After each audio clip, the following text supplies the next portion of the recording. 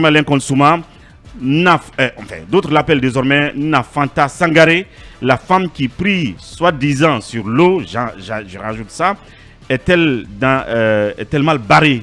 Oui, Nafanta, la magicienne, est très mal barrée. Ouais. Au moment où elle est venue contrecarrer Mofasori, au moment où elle voulait être sur la route du palais, malheureusement. Elle voulait voler la vedette à Mofasori. Son passé l'a rattrapé, Ouais. très malheureusement.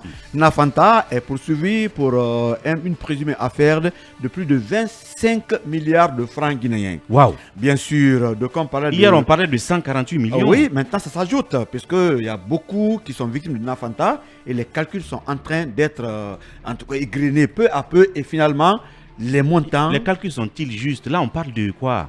Je vous dis, moi je vais tout à l'heure raconter une histoire avec un monsieur qui a été victime de Nafanta qui m'a appelé le soir pour témoigner. Là, on parle d'une affaire de plus de 2 millions de dollars. Là. Mais bien Kabila sûr, Fofana. bien sûr. Donc, et cette dame qui prit sur l'eau a été mise aux arrêts jeudi du côté de Kobaya en haute banlieue de Conakry, écrit un média guinéen pour une escroquerie présumée d'abord de 148 millions de francs guinéens. Ouais. La faiseuse de miracle pourrait faire face à 25 milliards de francs guinéens. Le montant n'est pas exagéré, selon en tout cas média guinéen. Et on prend un témoignage quand l'or a été trouvé à Djankana.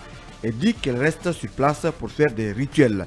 Les autres sont venus avec le trésor à Conakry malgré l'insistance de ses co-businessmen de rester avec le butin. Dame Fanta a opposé son veto et demande que l'or soit confié à sa fiancée. C'est une affaire d'or. Donc, ça, une affaire de Voilà. de faux or, c'est ça? Oui, cette affaire remonte ça. à 2020. C'est-à-dire au commissariat, c'est la valeur vénale de ce trésor qui a été calculée et fait, en tout cas sur cette base de 25 milliards. Bien. Mais en dépit de ça, d'autres citoyens se plaignent d'être escroqués par Nafanta. Oui, 50 kg d'or. D'or. C'est de ça que nous parlons maintenant. Bien. Qui s'évalue à plus de 25 milliards de francs guinéens. Voilà, ok. Et sans oublier les 100 millions. Hier, moi je vais juste raconter l'expérience que j'ai vécue hier. Un monsieur m'a appelé de Conakry qui veut témoigner contre Nafanta. De Conakry? Oui, ici à Conakry, Mhm. qui veut témoigner, dont un grand a été escroqué par Nafanta. Fanta Sangaré. Fanta Sangaré. Mm. Il dit que lui-même, il est allé parce que c'est par son intermédiaire que ce monsieur a déposé pour un départ 6 millions de francs guinéens à la dame. Et la dame a convaincu le monsieur qu'elle peut faire des miracles, le soigner, le rendre riche. Mm. Et finalement, la dame demande 500 millions à ce monsieur. Mm. C'est ainsi que mon interlocuteur m'a dit, ah, cette fois-ci, il ne faut pas payer 500 millions puisque je ne crois pas. Moi, je suis de la Haute-Guinée. Mhm. Je connais ses valeurs, alors on va voir la dame. Arrivé là-bas, Nafanta aurait à l'époque intimidé le monsieur qui s'interposait pour dire si tu ne sors pas entre mon client et moi, je vais te faire disparaître et faire disparaître ton zizi.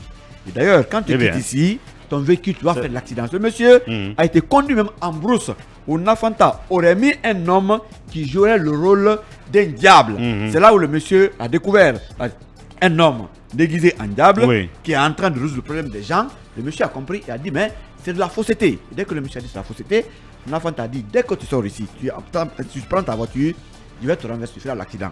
Le monsieur aurait quitté le lieu entre 3h, 4h du matin, Mhm. mais celui qui l'a accompagné avait toujours peur. Mais ce dernier a rassuré son grand pour dire moi je suis de la Haute-Guinée, c'est de la fausseté, cette dame c'est une menteuse, allons.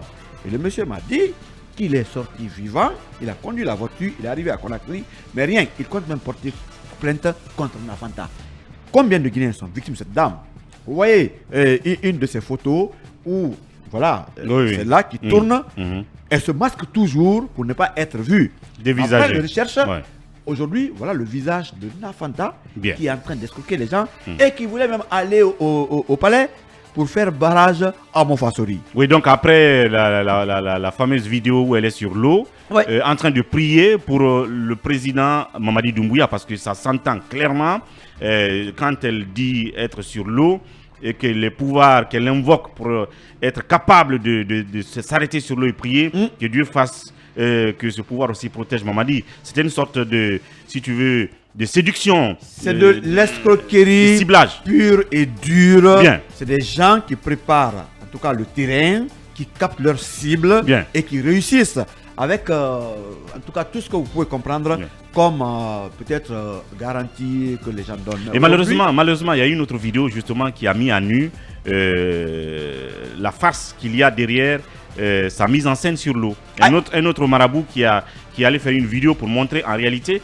c'est une table qu'on pose dans l'eau et là-dessus la natte, ça se voit. Mais vous allez vers la marée basse et puis vous posez une table presque à la limite de l'eau et puis vous mettez le tapis dessus, vous donnez l'impression de flotter sur l'eau. Mais aujourd'hui, je me suis habillé ainsi parce que après ici, en forêt je vais sacrée, être challenger, je vais être formant, tu vas faire ta démonstration. Je vais rassurer le palais puisque moi je peux donner l'or à tous les Guinéens à travers en tout cas mon petit secret. Bien, voilà. Oui Talibé, c'est quand même un scandale, un gros scandale. Oui, en tout cas Fanta Sangaré qui se fait prendre les pieds dans son tapis d'escroquerie. C'est quand même une dame qui a déclenché une sorte de challenge extraordinaire. Où on voit tout le monde en tout cas flotter sur l'océan maintenant. J'ai vu même, je crois, mon ami Poulo Toro, justement en apaisanteur sur l'eau. C'est extraordinaire. Et après, justement, imaginez sa première cible donc. La première cible, c'est Mamadi Doumbouya. Mamadi Doumbouya. Carrément. Et parce que, justement, elle s'est dit que ça peut faire bon commerce. On a vu Mofassori comment il est devenu célèbre en si peu de temps. Donc, malheureusement, elle traîne des casseroles, comme cette affaire de 50 kg d'or. Voilà, c'est le pays justement des féticheurs, des charlatans, des escrocs de tout poil. Voilà, et attendons de voir ce que cela va donner parce que cela mérite un procès public, justement, pour que ce genre de pratiques et d'escrocs, en tout cas, disparaissent finalement de notre vie, quoi, de notre société. Oui, Emmanuel Minimono là-dessus. Merci Talibé, oui.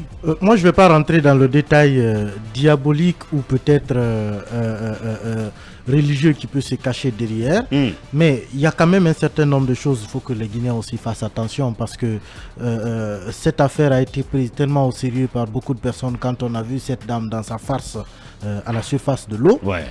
La première chose qui m'a attiré, moi, quand j'ai vu cela, j'ai recherché le profil Facebook qu'il a publié et je me suis effectivement rendu sur le profil d'origine depuis lequel la première publication est partie. J'ai vu que c'est un profil qui a été créé il y a tout juste 3 jours. Et ça a attiré mon attention. Ça veut dire que en réalité c'est du faux. Parce que quelqu'un qui sait faire de telles choses, quand vous y allez, vous trouverez des archives. Toute une archive. Vous trouverez toute une archive qui photos en banque, des vidéos, qui vous informe sur ce que l'intéressé fait. Mais quand vous trouvez un compte qui a été créé il y a 3 jours, sur lequel il n'y a en réalité que la photo de profil et la publication qui est en train de faire le buzz, il faut faire attention. On tombe facilement dans l'arnaque dans ce pays. Il faut faire attention aux réseaux sociaux. Cette dame, justement, l'autre détail aussi qui aurait dû attirer l'attention. Déjà, on n'est quand même pas en période de Covid. Il n'y a pas de nuages de poussière sur Conakry. Mais cette dame, partout, sur ses photos, sur ses vidéos, elle porte un masque. Pourquoi on devait être détenteur d'un pouvoir de Dieu, parce qu'elle dit qu'elle le détient de Dieu, on pourrait être détenteur d'un pouvoir aussi puissant et se cacher. C'est quand même bizarre et ce sont des détails sur lesquels il faut que les gens veillent. Et on a compris finalement pourquoi la dame s'est masquée, parce qu'il a fallu simplement qu'elle enlève le masque pour qu'elle se retrouve au commissariat. Bien dommage. Oui, pour terminer là-dessus, Diambaldi. Non, je dirais simplement que le pouvoir attire beaucoup tout genre de mystificateurs parce que dès que vous êtes au palais, les gens y viennent et malheureusement ce sont ces sorciers et autres féticheurs qui ont un accès plus libre que les gens qui viennent au palais. Parce qu'il y a même Amadou Damaro dans son livre Le coup d'État manqué, il rappelle que ces féticheurs et autres ont été de ceux qui ont, comment dirais-je, poussé Diarra à sa perte, le colonel Diarra, dans sa tentative de coup d'État, parce qu'il était envahi par toutes sortes de mystificateurs, des faiseurs des miracles. Finalement, ces gens, ce qu'ils te disent, c'est ce que tu fais. Tu mets tout ton argent dans des sacrifices et autres, finalement, et le résultat, il est là. Malheureusement.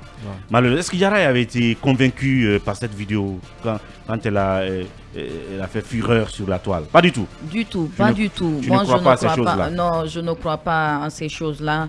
Puisque pour moi, ce que Dieu n'a pas fait pour le prophète Mahomet, paix et salut sur lui, il ne le fera pas pour quelqu'un d'autre. À notre époque. À notre époque, Ouais. oui, bien sûr. Je savais qu'il y avait une grosse arnaque qui se cachait derrière. Son acte. Mais après, j'attendais de voir à quel moment elle allait être mise à nu. Ouais. Mais les Fanta, il faut le dire quand même, ont fait beaucoup de dégâts dans ce pays. Faire attention aux Fanta, hein. Oui, Il y on a eu avait vu une Fanta. autre qui a donné des fausses grossesses aux femmes ici. Ouais. Et qui, il a fallu l'intervention de la fondation de l'ex-première dame, Feu Adjadjene Kabakonde, qui s'occupait de ces femmes, qui leur donnait Il y aurait même une confusion par rapport à son nom. C'est Sangaré ou Traoré. Après, elle se fait. Oui, parce que les Sangaré ne veulent pas qu'on l'appelle Sangaré. Les Sidibé ne veulent pas qu'on appelle la dame les Sidibé. Personne ne veut qu'on lui colle son nom de famille, bizarrement. Dans un premier temps, les Sangaré étaient convaincus. On apprend que le madame Traoré, son vrai nom. Bon, voilà. J'ai vu toute la campagne de défense que Mohamed Fofana a déployée pour défendre les Sangaré.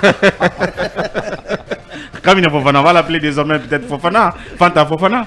Non, mais c'est drôle tout ça, vous voyez, à l'ère de l'intelligence artificielle.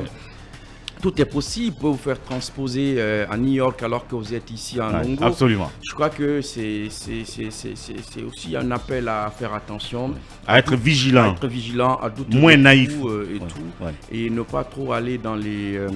trop aller plutôt dans les considérations toutes faites, quoi. Ouais. Et, vous voyez, je disais la dernière fois de Mofasori que les prestidigitateurs et les marabouts et tout ça là ont investi les réseaux sociaux. Ils savent que c'est des moyens de communication efficaces, rapides et spontanés. Ça va très vite. Donc, et si quelqu'un quelque part autour du président avait peut-être planifié ça avec elle, écoute, fais ça, et puis moi je lui dis bon, il faut bien que la femme la vienne, c'est possible parce que sa cible principale c'était Mamadi Doumbouya. Elle ne prie pas pour le pays, elle prie pour Mamadi Doumbouya. Peut-être pas autour du président, mais des gens, est-ce qu'elle a des complices dans cette opération, justement. C'est une chaîne. Cette opération d'hameçonnage de Mamadi Doumbouya, à travers donc sa prière aquatique, c'est la question qu'on s'est posée. Toujours est-il que c'est souvent, en tout cas, quelque chose d'organisé. Bien. C'est sûr que voilà, les enquêtes nous permettront d'en savoir. C'est le mot du jour, la prière aquatique.